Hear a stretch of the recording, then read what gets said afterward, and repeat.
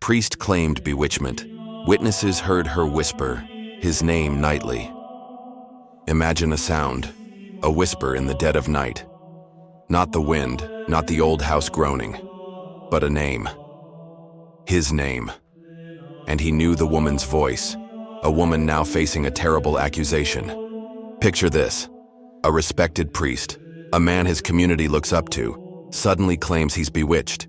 He says he's tormented night after night by this ghostly whisper. This isn't just some spooky tale.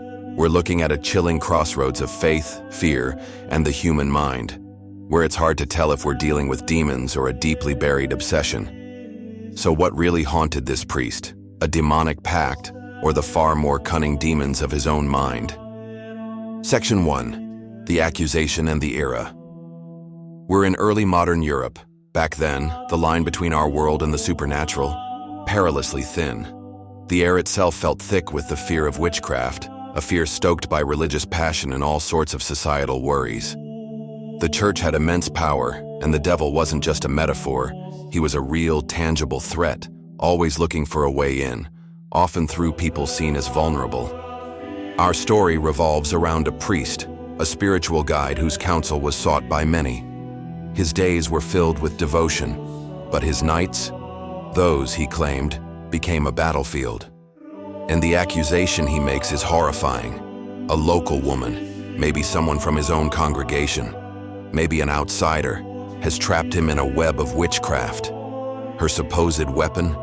Her voice, whispering his name, slipping into his sleep, his prayers, his very thoughts. The heart of this mystery, the question that must have bounced off the cold stone walls of the Inquisitor's chambers, and one we're still asking today, is pretty stark. Was this priest truly a victim of demonic torment, a direct hit from the forces of darkness? Or was this bewitchment actually something far more earthly, but just as destructive? His own buried obsession, his crushing spiritual guilt, a mind cracking under pressures we can only guess at now. Section 2. Diving into the darkness, the inquisitorial records. To get a handle on this, we have to lean in and listen to the surviving whispers of the past, the inquisitorial records. These documents, often written by candlelight in rooms heavy with suspicion, are our main window. Now, they're not exactly objective reports. They're notes from investigations, interrogations, and often confessions squeezed out under enormous pressure. The very words they use are soaked in the beliefs of the time. A belief in a literal devil, in pacts with him, and in the real power of a witch's curse. Picture the scene. Witnesses are brought in. Some may be scared, may be firm in their own beliefs, or maybe even settling old scores, might swear they heard it too. The accused woman's voice, somehow carried on the night air, whispering the priest's name. This kind of spectral evidence, so hard to prove or disprove, carried terrifying weight when the unseen felt just as real as the seen. And then there's the priest's own story. You can almost see him, perhaps looking worn out and anxious, as he describes his nightly terrors. He might say the whisper was tempting, or mocking, or just wouldn't leave him alone. He might explain how it messes with his holy duties, plants unholy thoughts, how it feels like a direct attack on his soul. His suffering would be held up as undeniable proof of the woman's evil power. Section 3. The Supernatural Explanation, Demonic Torment. Back in the 16th and 17th centuries, the priest's claims fit neatly into a familiar story of demonic meddling. The signs of bewitchment were well known, written about in serious books like the infamous Malleus Maleficarum. Though even then it was controversial.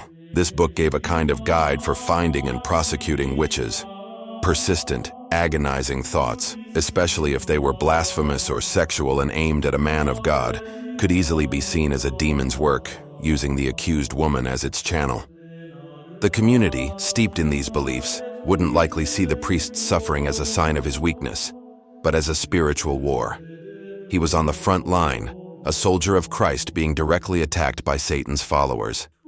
His vivid descriptions of the whispering name, the sleepless nights, the mental pain, these would be seen as his battle scars. Thinkers back then even drew a line between full demonic possession, where a demon takes over someone completely, and obsession, which meant being tortured or tormented by a demon from the outside. The priest's experience might have been seen as this kind of demonic obsession, an external attack causing irrational behavior or distress. And the idea that witnesses also heard the whispers? That would only strengthen the belief that a supernatural evil was at play, trying to undermine faith itself by targeting a holy man. Section 4. A human tragedy, suppressed obsession, and spiritual guilt. But what if those whispers weren't coming from some external, supernatural force? What if they were coming from inside the priest himself? Let's consider a different angle, one more grounded in psychology. Priests, bound by vows of celibacy and holding positions of huge spiritual authority, were still human. They faced the same temptations and complicated emotions as anyone else, but in a world that gave them very little room to express or deal with forbidden desires. Could the nightly whispers have been the priest's own intrusive thoughts breaking through, the result of a suppressed obsession? If he had unacknowledged feelings for the accused woman, attraction, fascination, or even fear from some past encounter, these emotions, which he'd see as sinful and totally unacceptable, could easily twist into a tormenting fixation. Hearing her whisper his name, whether it was a genuine auditory hallucination brought on by extreme stress or just him misinterpreting faint night sounds, could be his mind's way of pushing his internal conflict outward. Spiritual guilt was an incredibly powerful force back then. A priest having such impure thoughts or feelings might not see them as his own, but as an external demonic attack, with the woman as the devil's tool. This kind of projection would do two things. It would clear him of the sin in his own eyes and confirm his righteousness, while at the same time condemning the woman. The power imbalance was glaring, his word as a holy man against hers, a woman in a society already quick to see women as more easily swayed by the diabolical. So, the whispers become a tragic metaphor for his own internal battle, a battle he couldn't admit to, a battle that found its scapegoat in the accused. Section 5. The weight of confession. In the grim machinery of the witch trials, getting a confession was everything. It was seen as breaking the witch's pact with the devil and setting things right spiritually. But these confessions? They were often the result of intense pressure, physical, psychological, and spiritual. Interrogations could be relentless, with leading questions basically planting the very details the inquisitors wanted to hear. The threat and use of torture were always hanging in the air, and many confessed just to make the agony stop or to avoid an even worse death. As one account puts it, out of fear of the loss of their life at the gallows and the tortuous interrogations, those who confessed did so to survive. Think about Agnes Sampson's case in 1590.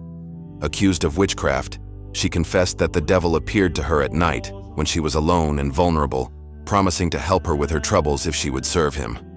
Her confession, probably shaped by what her interrogators expected, described nighttime visits and diabolical deals, things that echo the priest's claims of nightly whispers. Stories like hers show the kind of emotional desperation that could be twisted into a witchcraft narrative. It's really important to get that what was written down as a confession might not have been anything like what the accused actually experienced or believed. Instead, it often just mirrored the accuser's story and the inquisitor's ideas about diabolism. The woman accused by our priest, facing that kind of pressure, might eventually confess to whispering his name using demonic help, not because it was true, but because it was the only story that might save her from more torment, or the only one her accusers were prepared to hear. These old records are a stark reminder of how fear and belief can literally shape reality. If you find these journeys into the darker corners of history and the human mind compelling, why not subscribe and hit that notification bell? That way, you won't miss our future investigations. We try to get into these complex stories, figuring out not just what happened, but why. Section 6. The verdict and the aftermath.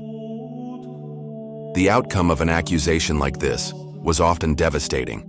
If the inquisitorial court, or the secular authorities acting on its say-so, decided the evidence of bewitchment was credible, backed up by the priest's testimony, witness accounts of the whispers, and maybe a coerced confession from the woman.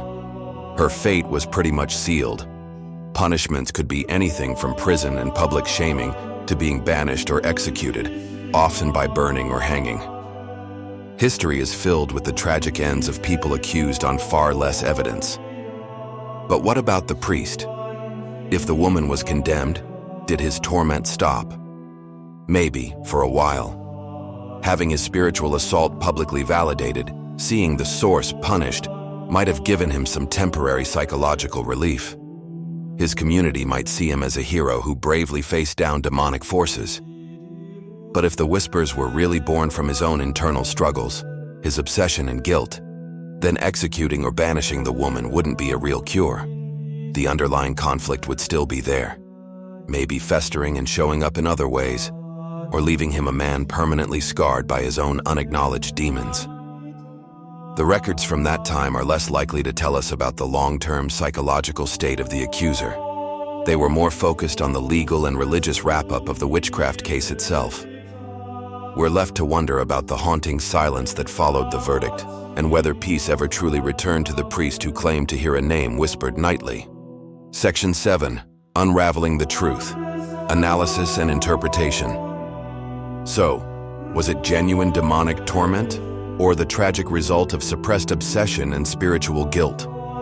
While the historical records talk the talk of bewitchment, looking at it through a modern psychological lens offers a compelling and arguably more tragic explanation.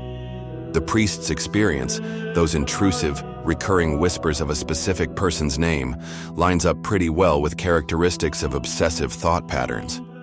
And these could have been cranked up by extreme stress, isolation, and the huge psychological weight of his vows and position. What about the witnesses, who also heard the name? They could have been influenced by suggestion, mass hysteria, or just genuinely misinterpreting sounds in a community already on edge and expecting witchcraft. Spectral evidence, as we saw in the Salem witch trials, was notoriously unreliable, yet incredibly powerful. The priest's internal conflict, his guilt over possibly forbidden feelings, could have been pushed outward, projected onto the woman, turning her into the symbol of his spiritual crisis. This psychological trick allowed him to frame his personal struggle as a holy war, and the woman as a casualty of that war. The tragedy here has many layers: the woman's potential innocence and unjust suffering, and the priest's own torment, whether he understood where it was truly coming from or not. The way society was structured back then, its rigid religious rules and lack of psychological understanding, created the perfect breeding ground for such personal demons to spark public persecution. The story of the priest haunted by nightly whispers is a chilling echo from a past where the lines between spiritual warfare and psychological turmoil weren't just blurred, they were often impossible to tell apart. While old inquisitorial records might frame this as a clear case of demonic influence, if we look at the evidence with a modern understanding of how our minds work, it points towards a deeply personal tragedy, rooted in suppressed obsession and profound spiritual guilt.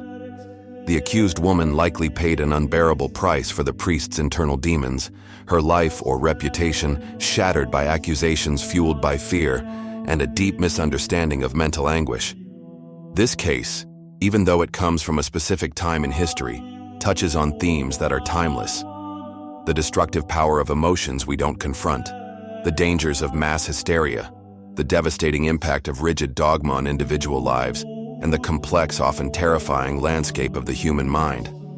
It's a haunting reminder that sometimes the most terrifying whispers aren't from some external evil, but the ones that bubble up from the hidden depths of our own hearts and minds.